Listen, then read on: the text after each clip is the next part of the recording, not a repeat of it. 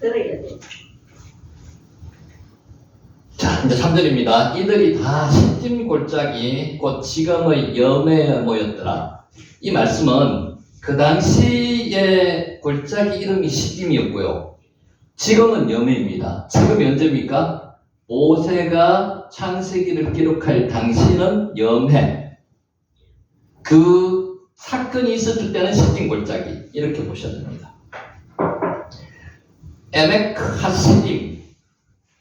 성경 가운데서 본절에서만 나오는 이름이 시딤 골짜기입니다. 시딤 골짜기는 여기만 안 나와요. 왜냐하면은 시딤 골짜기가 사해에 묻혔거든. 더 이상 나오지는 않아요. 염해 안에 들어갔기 때문에 여기서만 나옵니다. 시딤 골짜기가 소돔과 고모라와 함께 사해에 잠겨버렸기 때문일 것이다. 사해라는 이름은 어떻게 나왔어요? 혹시 기억이 아십니까? 사해. 염해가 맞습니까? 사해가 맞습니까? 둘 다 맞습니다. 똑같은 거 아닙니까? 사해는 죽은 바다고, 염해는 소금 성분이 아주 많은 바다를 염해라 그러고, 보통 3.5%가 소금 성분이 섞여 있는데 바닷물에 26.5%가 섞여 있대요. 소금이. 그러니까 소금의 바다 이런 뜻으로 염해라고 했습니다. 그래서 공식적인 이름은 염해입니다. 사해 죽은 바다는 우리들 그냥 말로 죽은 바다라고 하는 거고, 염해로 보시면 맞습니다. 연애를 사해라고 합니다. 똑같습니다. 같은 바다를 죽은 바다라고 하는 거. 바다에 생물이 하나도 없기 때문에 죽은 바다다. 그게 사해고요. 갈라놓이 그렇지. 하나는 같잖아요. 같은 이름입니다. 같은 바다를 사해, 죽은 바다라고 부르고 염해, 염분이 많은 바다라고 부르는 겁니다.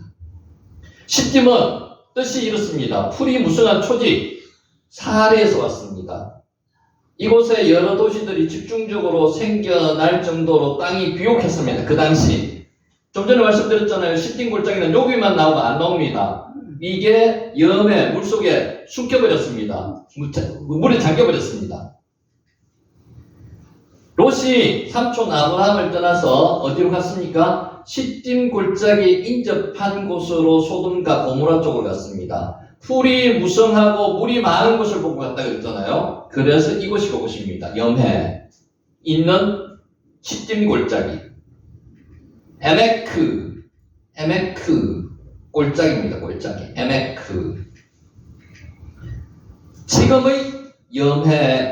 지금의 염해. 본문은 전쟁이 났을 당시 본문의 지리적 배경이 되는 장소 이름은 뭐라고요? 그 당시 이름은 시딤 골짜기. 이 글이 쓰여지고 출애굽이 이루어지던 모세 당시에 사람들이 뭐라고 불렀다고요? 염해.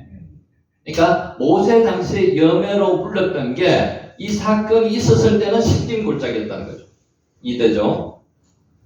한때 여호와의 동산 같고 애굽 땅과 같았다고 13절 10절에 할 정도로 비옥했던 골짜기가 변했습니다. 바다가 된 것은 매우 심각한 지각 변동이 있었기 때문입니다. 소돔과 고모라가 유황불리를 맞아서 염해에 가라앉을 때 이 시딤 골짜기도 같이 가라앉았을 가능성이 있습니다.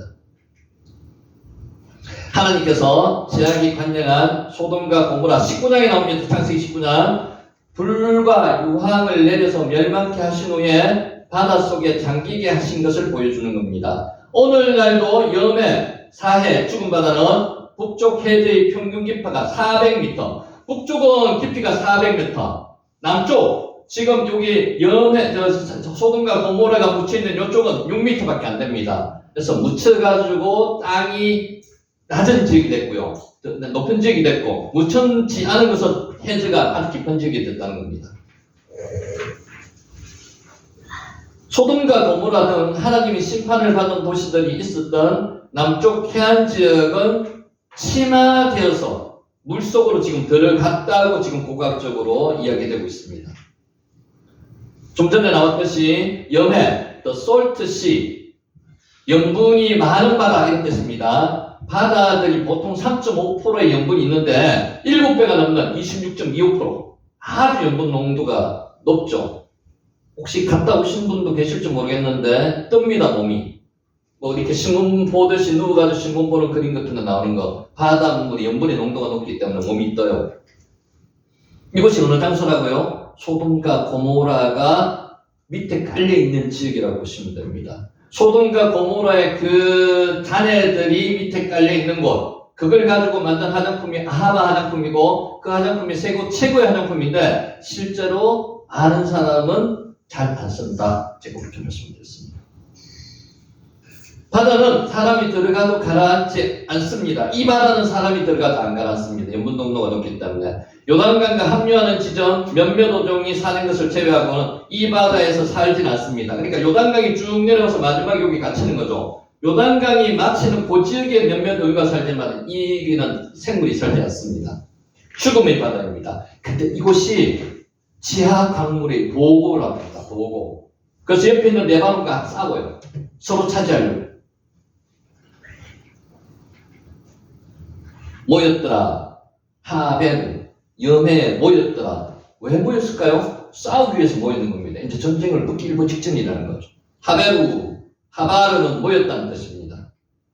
단순하게 모이는 게 아니고요. 전쟁을 위해서 같은 편끼리 연합해서 둘이 대치하고 있는 상황입니다. 골리앗과 다윗이 싸우기 전에 서로 대치하고 있었습니다. 엘라 골짜기에서 이렇게 대치하고 있는 게 이게 모였더랍니다. 하바르 모였다. 남방연합군과 이들을 진압하려는 그돌라오멜, 엘라만 그돌라오멜이 대장입니다. 소돔왕이 대장이고요. 남방왕에. 북방왕은 그돌라오멜이 대장입니다. 북방 동맹군이 접전을 앞두고 관계를 공고히 구축하고 서로 이제 대치하는 상태. 요게 염해에 모였더라 이렇게 되는 겁니다. 하바르 모이다 뜻입니다.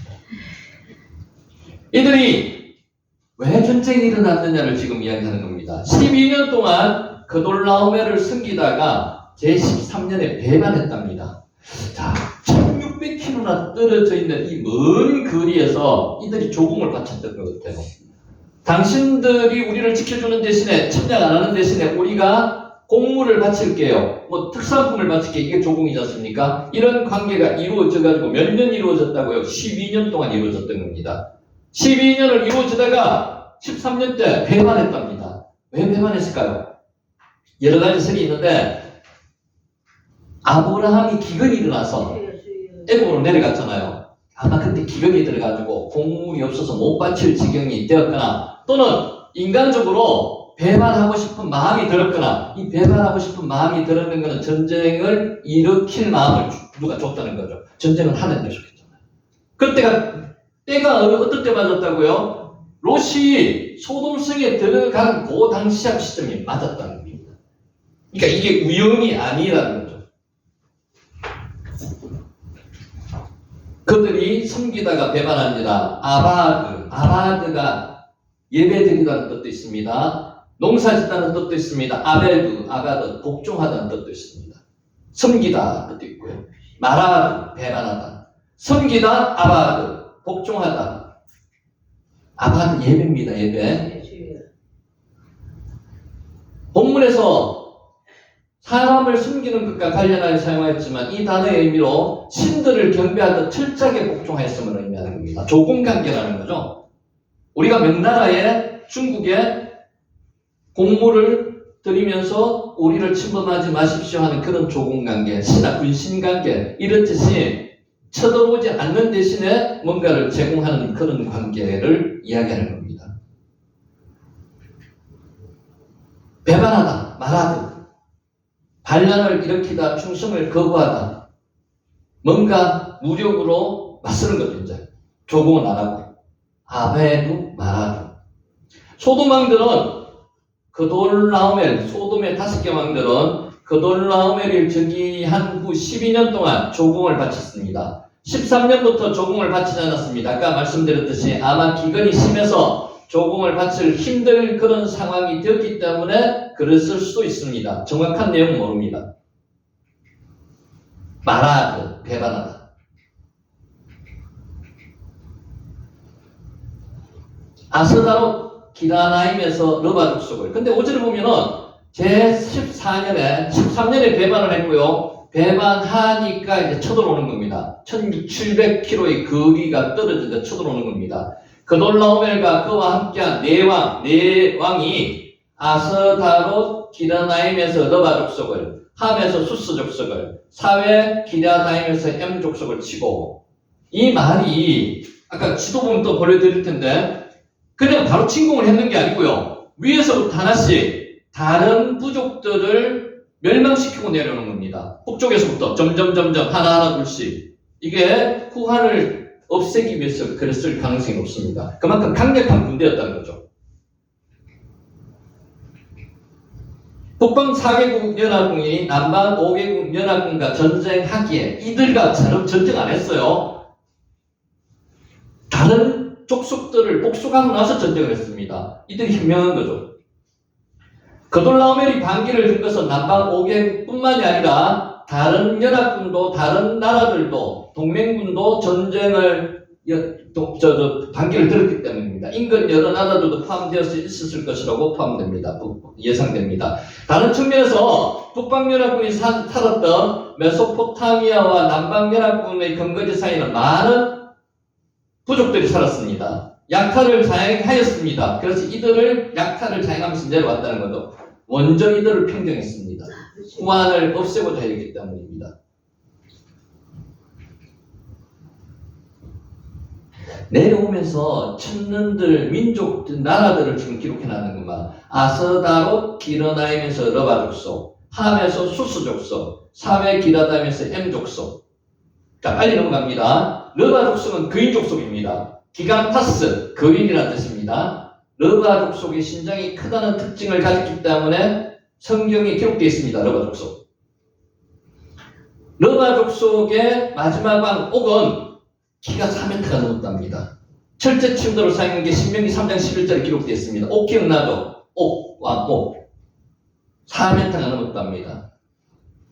카르나임은 케렌, 뿔이라는 뜻에서 나오는 건데, 러바 족속의 머리에 두 뿔이 달린 암소를 형상한 아스다롯 여신을 섬겼답니다. 그러니까 우리가 아스다롯 여신이라고 나오는 성경에 나오는 게 뿔이 두 개 있는 여신이라고 보시면 됩니다. 구약 성경에 나오는 바산과 동일한 곳으로, 바산은 매우 비옥한 땅입니다. 성경에 자주 나옵니다. 살찐 암소로 유명합니다. 그래서 암소를 형상화한 암소가 뿔이 두 개 있잖아요. 이게 아스다롯 여신입니다. 두 번째, 함에서 수소 족속을 쳤습니다. 정확한 지역이 밝혀지지 않았지만 함은 암이 백성이거든요. 암몬을 가리키는 것으로 추정을 합니다. 사회 동북쪽 40km 지점에 있었던 엘 암몬이라고 추정을 합니다. 그림 보여드릴게요. 수소 족속, 잠슌밈 족속이라고 추정이 됩니다. 암, 백성이라는 뜻입니다. 암, 백성. 세 번째가 사회 기라다임에서 M 족속도 쳤습니다. 사회는 평원이라는 뜻입니다. 기라다임은 두 성읍이라는 뜻이고요. 사회 기라다임은 두 성읍의 평원이라는 뜻입니다. 넘어갑니다. 이들도 그인 족속입니다. 키가 큰 족속입니다. 사회가 아까 뭐라 그랬죠? 평원이라는 뜻이었고요. 호리 족속도 쳤습니다. 세일산, 에스가 살았던 곳이 세일산이죠. 세일산이 있는, 지금 남방으로 더 내려왔습니다. 호르가 구멍이라는 뜻입니다. 구멍. 동굴에 사는 자. 세일은 틀이 많다, 풀숲이 많다는 뜻이고요. 사회와 엘람만 사이에 위치한 세일 산지에 나무가 많이 있었음을 반영합니다. 그림 보시면 좀 이해가 되실 거예요. 호르, 구멍이라는 뜻이고요. 엘마나까지 내려갔습니다. 엘마나는 바로 바닷가입니다. 홍해에 접한 에레데항까지 내려갔습니다. 그래서 이들이 쭉 내려와서 참고 바로 치진 않았습니다. 파죽지서를 지금 치가지고 내려오는 겁니다. 그리고 돌이켜서 엠미스바, 가데스까지 다시 올라갑니다. 그림 보시면 쉽게 이해됩니다. 나중에 그림 볼게요. 가데스는 거룩한 곳이고요. 브엘세바 약 80km 지점이 있습니다. 아말렉 족속의 땅도 쳤답니다. 여기서 주의하셔야 되겠습니다. 아말렉은 언제 족속이 형성되었습니까? 아말렉? 이 당시에는 아말렉 족속이 없었습니다. 그런데 이걸 가지고 성경이 잘못됐다고 이야기하시는 분도 있습니다. 우리가 좀 복잡하지만 요거는 알아야 됩니다. 아말렉 족속을 찾는 게 아니고요. 아말렉 족속의 땅을 찾습니다. 그러니까 후대 모세 당시 아말렉 족속이 있었거든요. 모세 당시 있었던 아말렉 족속이 살았던 옛 땅을 찾다는 겁니다. 이해되시죠? 아말렉은 골짜기에 거하는 자라는 뜻입니다. 아브라함의 손자인 에서의 아들 엘리바스가 첫 딥나에게 낳은 이름이 아말렉 족속입니다. 그러니까 후대, 아주 후대였습니다. 따라서 아브라함 당시 아말렉 후손인 아말렉 족속이 없었습니다. 그래서 주의해야 될 거, 아말렉 족속을 찾는 게 아니고요. 아말렉 족속의 땅을 찾다는 겁니다. 이걸 가지고 사람들은 잘못됐다고 이야기하는데 잘못된 게 아니라는 거죠. 넘어갑니다. 하사손 다말에 있는 아모리 족속도 찾습니다. 지금 다시 올라오는 거죠. 아모리, 하사손 다말, 종려나무를 베어낸 뜻입니다. 산양의 우물인 뜻이고요. 사해 서쪽 해안에 위치합니다. 이제 마지막 그림 한번 보면 될 겁니다. 친지라, 와야쿠, 그들이 쳤다, 살해하다, 공격하다 이런 뜻입니다. 이 단어가 사역형으로 사용돼서 서로를 죽이기 위해서 맹렬하게 공격하는 상태를 이야기하고 친지라 이렇게 되어 있습니다. 낙하, 치다는 뜻입니다. 치다. 자, 이제 볼게요. 우리가 글로 읽을 때 조금 헷갈리는 부분을 일부러 그림을 지금 그려놨는데 지금 이 사람들이 연합군이 북부연맹 연합군이 여기서 이렇게 올라와서 여기 다메섹 여기거든요. 여기서부터 이렇게 내려오는 겁니다. 지금 남부동맹군은 여기 있습니다. 사해.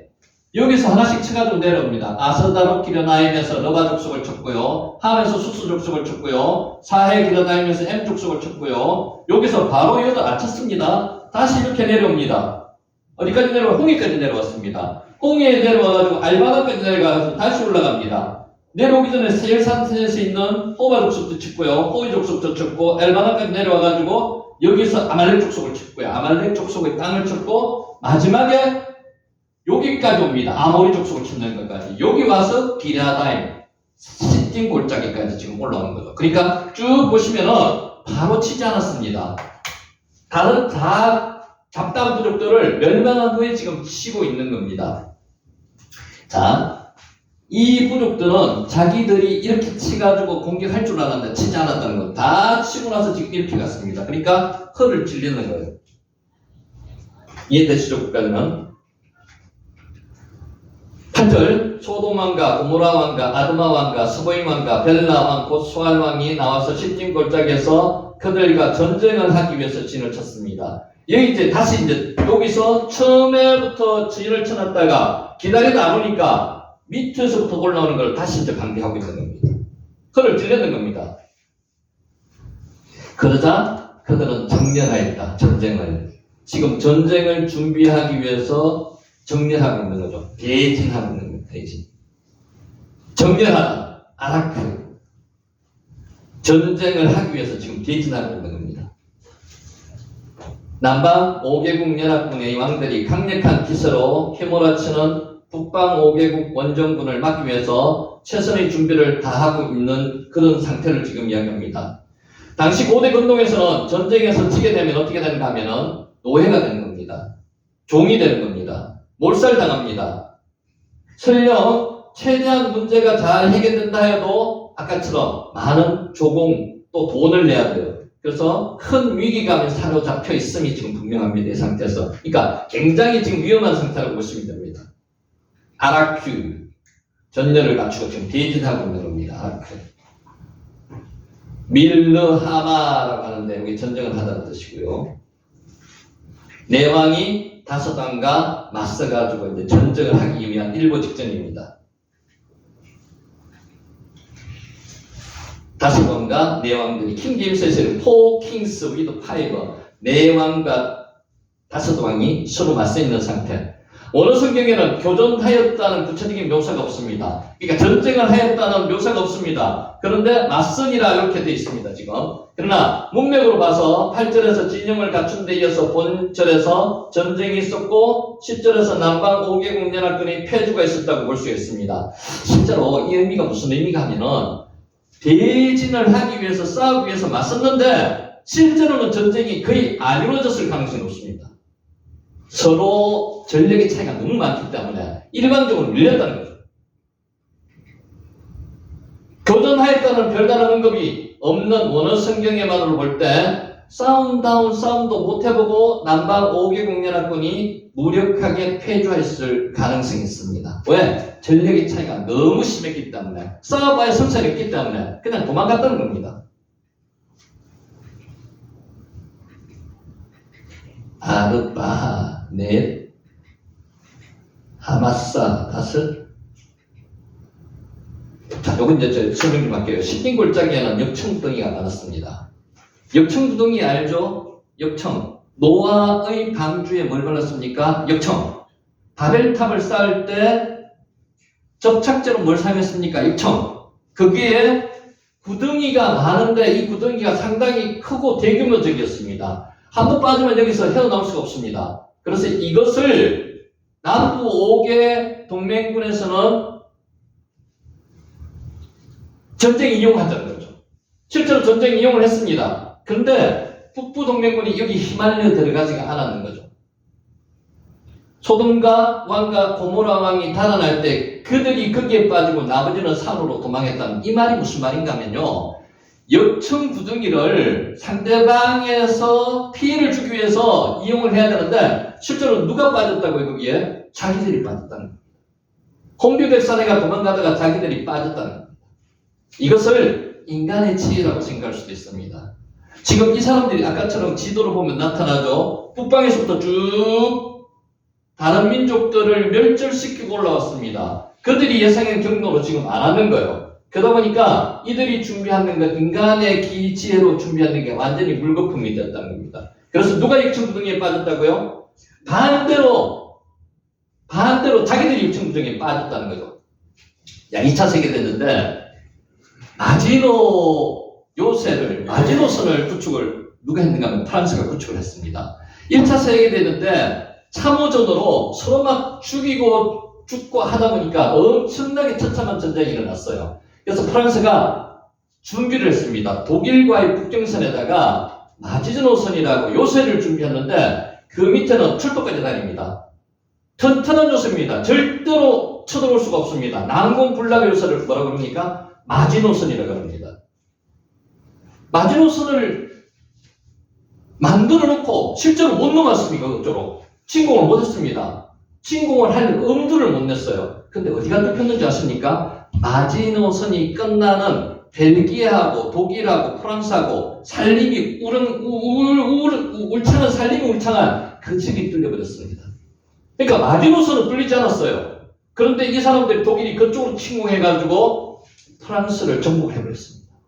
그러니까 마지노선만 남아있고 프랑스는 다 정복이 되어버렸습니다. 이게 인간의 지혜라는 거죠. 인간의 지혜. 인간의 지혜는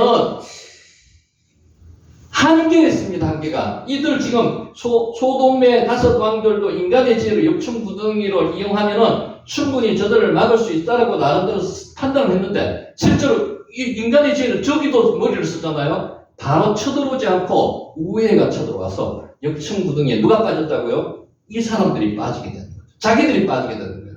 그래서 인간의 지혜는 한계가 있다. 그래서 전쟁은 하나님께 속했습니다. 하나님께서 전쟁을 관여하십니다. 인생의 전쟁도 하나님께서 관여하십니다. 그러니까 하나님이 오늘 여기 주제는 하나님이시라는 하나님. 우리는 소돔과 고모라 남부 5개 왕과 북부 4개 왕의 전쟁에서 하나님을 발견하셨어요. 하나님이 하십니다. 역청구덩이가 많은지라 빼에르 구덩이거든요. 역청구덩이들 히브리어에서는 같은 것을 2개 반복하면 많다는 뜻입니다. 빼에로트 하마르가 역청이거든요. 역청구덩이들 역청구덩이가 많았다는 거죠. 동일한 단어를 반복해서 수요가 많음을 표현했습니다. 히브리어 특유의 표현법입니다. 역청구덩이가 매우 많았음을 나타냅니다. 헤마르가 역청입니다. 역청. 바벨탑을 쌓는 원료였고요. 노아 방주에 물이 안 들어오도록 막는 게 역청이었습니다. 안갈색을 띄었습니다. 접착력이 아주 강합니다. 우리가 말하는 아스팔트입니다. 아스팔트. 시커먼 거. 사해 근방에서 오늘날도 역청부덩이가 있습니다. 어떤 것은 길이가 35m 정도 되는 부덩이가 있습니다. 깊이가 5m 정도 되고요. 그래서 이게 한번 빠져버리면 다시 빠져나올 수가 없습니다. 죽는다는 거죠. 그래서 남부 동맹 5개국은 이것을 쳐들어오는 그 침략군이 빠지도록 이용하려고 했는데 이 사람들은 돌아서 우회가 들어갔다는 거죠. 결국 누가 빠졌다고요? 저들이 빠졌습니다. 그래서 사람이 지혜는 한계가 있다. 주여. 역청부동에 빠지면 스스로 힘으로는 도저히 벗어날 수가 없습니다. 남부연합군들은 익숙한 지리적 조건이 자신에게 유리하게 적용할 것으로 생각을 하고 방비를 했는데 저쪽에서는 그것을 다시 이용을 해가지고 자기들이 빠지게 됐다. 자기들이 올무에 걸리게 되었습니다. 북방연합군과 남방연합군이 그 군사력에서는 애초부터 상대가 되지 않았습니다. 그래서 전쟁도 못 해보고 그냥 정렬만 정비하다가 도망가 버렸다는 거죠. 실제는 싸움도 못 해봤습니다. 성경 보면 이런 이야기 많죠, 그죠? 성가대가 나가서 다 적군을 멸절해버렸습니다. 누가 전쟁을 했다고요? 하나님께서 전쟁을 하셨다고요. 기도원 300용사가 나가서 싸웠습니까? 안 싸웠습니다. 강함만 질렀습니다. 불꽃만 붙였습니다. 하나님께서 전쟁을 하셨어요. 자기들끼리 싸우게 만드셨습니다. 전쟁을 하나님께서 했습니다. 지금도 전쟁을 할 곳이 지금 많습니다. 하나님께서 전쟁을 붙잡고 계시는 거예요. 계시록에 그렇게 나오잖아요. 전쟁을 붙잡고 계시는 거예요. 누구 하나라도 예를 들어서 자기 절제력을 잊어버리면 단추 하나 누르면 됩니다. 식단추 하나 누르면 돼요. 그렇게 위험한 시대에 살고 있습니다. 그런데 그것을 누가 통제하고 계시다고요? 하나님께서 통제하고 계시다. 우리나라는 지금 전쟁이 일어나도 몇 번을 일어났어야 일어나요. 근데 왜 안 일어나고 있어요? 기도하는 사람들이 있기 때문에 전쟁이 안 일어나요. 그 기도를 누가 해야 돼요? 우리가 해야 됩니다. 지금 국가와 민족을 위해서 기도해야 됩니다. 거창하게 국가와 민족을 위해서 기도 안 해도 괜찮아요. 기도 자리에 앉으면은 성령님께서 그렇게 기도하게 만들어 주신다니까요. 기도해야 됩니다. 메소포타미아 지역은 뛰어난 문명을 부과했습니다. 이쪽 지역, 가나안 지역보다는 훨씬 문명이 발달했습니다. 세계 4대 문명 중에 하나였지 않습니까? 우수한 병기와 많은 전쟁 경험을 갖고 있었습니다. 훈련들이 잘된 군사들도 있었습니다. 초반부터 성패는 분명히 판단이 됐습니다. 저쪽에서 이길 가능성이 거의 100%였습니다. 빼에르, 구덩이. 빼에르 두 개 나오는 건 구덩이가 많다는 뜻의 표현이라고 말씀드렸습니다. 헤나르, 역청이라고 하고요. 역청. 11절, 내 왕이 소돔과 고모라의 모든 재물과 양식을 빼앗아갔습니다. 이 당시에는 침략을 당하면은 하나도 남지 않았습니다. 성자가 다 가져, 성자 독식주의입니다. 다 가져갑니다. 사람도 재물도 싹쓸이 합니다. 다 가져갔습니다. 그러자 그들은 취하였다. 그리고 그들은 갔다. 다 가져갔다는 것입니다. 다른 단어들은 모두 두 단어들 사이에 있습니다. 이로 볼 때 본문은 충분한 약탈 행위가 있은 후에 북방 4개국 연합군들이 자기의 갈 길을 간 것이라고 암시하고 있습니다. 약탈을 충분히 해가지고 있는 것 없는 것 다 빼가지고 가져갔다는 겁니다. 그러니까 전쟁이 이만큼 무섭다는 거죠. 와 이크후 와 옐레쿠 그들은 취하였고 그리고 그들은 가져갔다는 것입니다. 내 왕이 전리품을 철저히 챙겨서 가져갔다는 것을 이야기하는 겁니다. 라카흐 취하다는 뜻입니다. 아담과 하와의 이야기 나올 때 하와가 보암직도 하고 먹음직도 하고 지혜롭게 할 만큼 탐스럽기도 한 선악과를 땄습니다. 그 딸다가 이야기가 라카입니다. 라카. 취하다. 라카.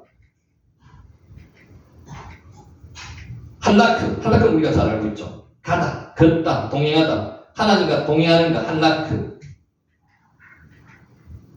12절까지만 하고 오늘 마치겠습니다. 소돔에 거주하는 아브라함의 조카 롯도 사로잡혀 가고 그의 재물까지 노략하여 갔더라. 자, 우리 13장에서 조카 롯은 어디 있었습니까?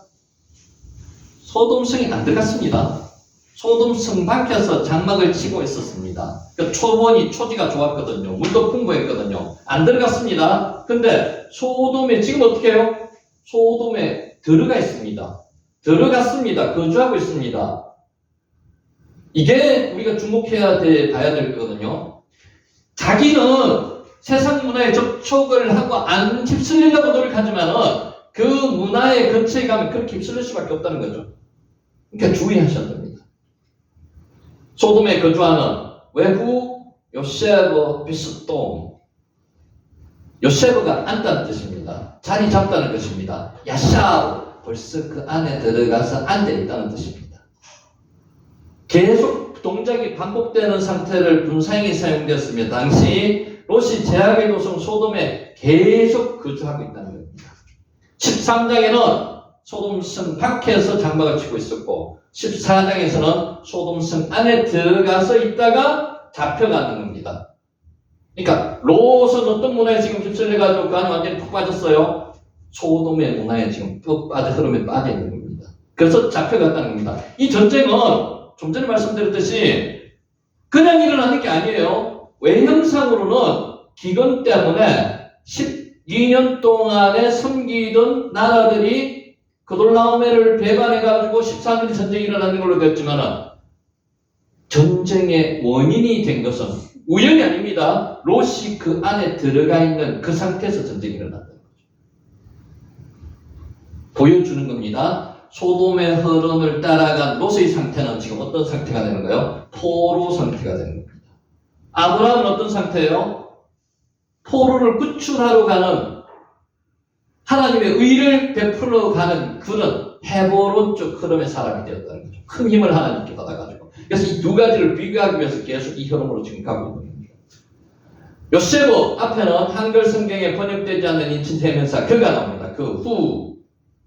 그는 소돔에 거주하고 있었다. 그가 누구예요? 롯입니다.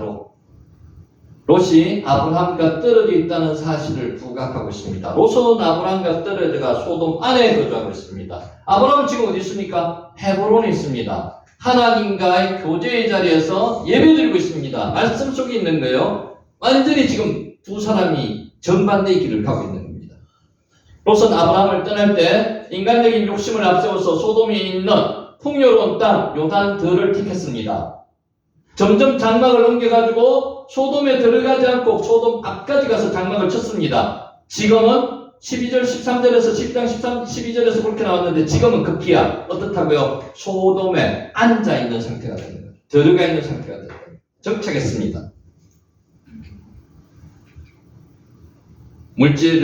물질과 쾌락이 기준이 된 롯.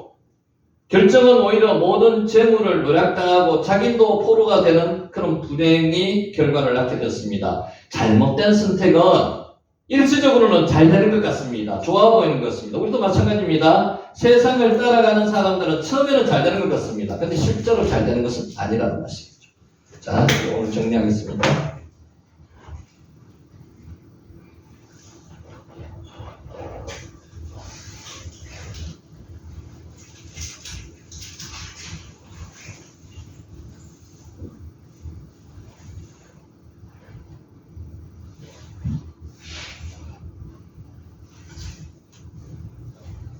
얘가 올라간다.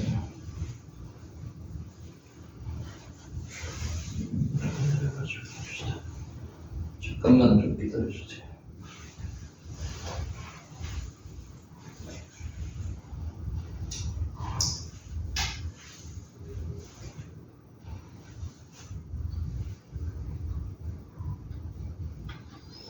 자, 이거를 가지고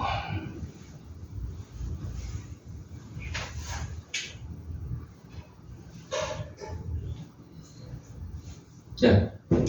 우리 창세기 12장에 보면은 아브라함이 기근이 들어서 애국으로 내려가는 그런 장면이 나옵니다. 기억하시죠? 기근 앞에서. 기근이 뭡니까? 굶주림, 먹을 것이 없는 상태.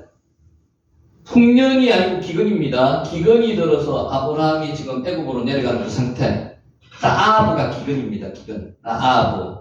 우리의 내면을 자세히 들여다보면요. 날마다 많은 두려움에 사로잡혀 있습니다. 두려움이 있습니다. 사람마다 다 두려움이 있습니다. 부인할 수가 없습니다. 실패할까봐 두렵습니다. 거절당할까봐도 두렵습니다. 사랑하는 사람을 잃을까봐도 두렵습니다. 재산이 무너지고 사라질까봐도 두렵습니다. 본색이 드러날까봐도 두렵고요. 우리가 최고 걱정하는 부분이 이 부분이 아닐까 싶습니다. 건강을 잃을까봐도 두렵습니다. 죽을까봐도 두렵습니다. 두렵습니다. 잘못된 결정을 내릴까봐도 두렵습니다. 힘겨운 인생이 계속될까봐 두려워합니다. 여러분 두려움 있죠? 두려움 있습니다. 다 있습니다. 우리 인생이 이런 기근 앞에 서게 될 때 어떻게 믿음으로 이러한 인생의 기근을 극복해야 할까요? 우리는 답을 알고 있습니다. 하지만 다시 한번 살펴볼게요. 아브라함을 보면서 한번 살펴보자는 거죠. 알고는 있는데 잘 안 돼요. 창세기 12장 10절 그 땅에 기근이 들었으므로 아브라함이 애굽에 거류하려고 거리로 내려갔으니 이는 그 땅에 기근이 심하였습니다. 예상치 못한 기근 앞에 예상을 못했습니다. 아브라함이 많이 당황했습니다. 우리 어려움이 예상하고 어려움이 옵니까? 아니요. 어려움은 예상 안 한 상태에서 어려움이 옵니다. 그가 하나님 말씀을 따라온 약속의 땅에서 이렇게 생존을 생각하게 될 줄은 전혀 예상치 못했습니다. 예상치 못했기 때문에 아브라함에 더 큰 충격이 되었습니다. 나아가서 하나님의 부르심에 응답한 결과가 바로 이런 건가 하는 실망스러운 생각도 밀려오기 시작했습니다. 12장 1절부터 하나님이 뭐라고 말씀하셨습니까? 부모 친척 아비 집을 떠나라. 떠나서 내가 지시할 땅으로 가라고 말씀을 하셨는데 7가지 복을 약속하셨어요. 7가지 복을 약속하셨는데 기근이 왔습니다. 이거 어떻게 해석해야 됩니까? 하나님으로부터 언약의 말씀을 받았습니다. 여러분 앞에 우리 앞에 기근이 왔어요. 이거 어떻게 해석해야 돼? 이런 생각들이 얽히고 설켜서 아브라함의 마음에 불안과 두려움이 엄습했습니다. 마찬가지죠. 갑자기 이런 경우에 불안합니다. 두려워합니다. 뭐지 이게 하나님이 이렇게 정말 이걸 섭리 속에서 있는 건가? 두려움에 사로잡히면요. 믿음이 약해집니다. 하나님이 나와 함께 하신다는 것을 믿기가 어려워집니다. 믿음이 약해지면 그 두려운 상황을 하나님께 의탁하지 않고 자기 스스로 두려운 상황을 통제하려고 합니다. 우리는 내용을 알고 있습니다. 어려울 때 기도해야 된다는 내용 알고 있죠? 근데 기도가 안 됩니다.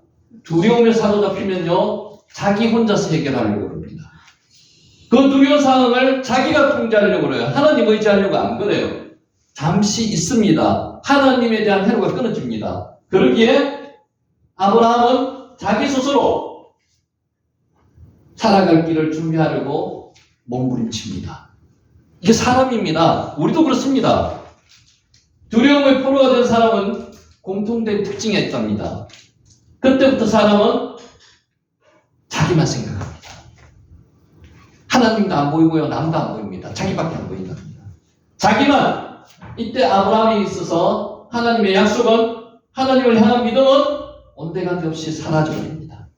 지금 우리 이야기하는 겁니다. 두려움 속에 있으면 이렇게 돼요. 그는 하나님을 떠나서 자기 스스로 안전한 지대를 만들고자 몸부림쳤습니다. 몸부림치다 보니까 어떻게 해요? 애굽으로 내려가는 겁니다. 몸부림치다 보니까 어떻게 해요? 애굽으로 내려가서 자기 부인을 누이라고 하는 겁니다. 그러나 그러면 그럴수록 그에게 찾아오는 것은 더 큰 올무가 기다리고 있다는 것입니다.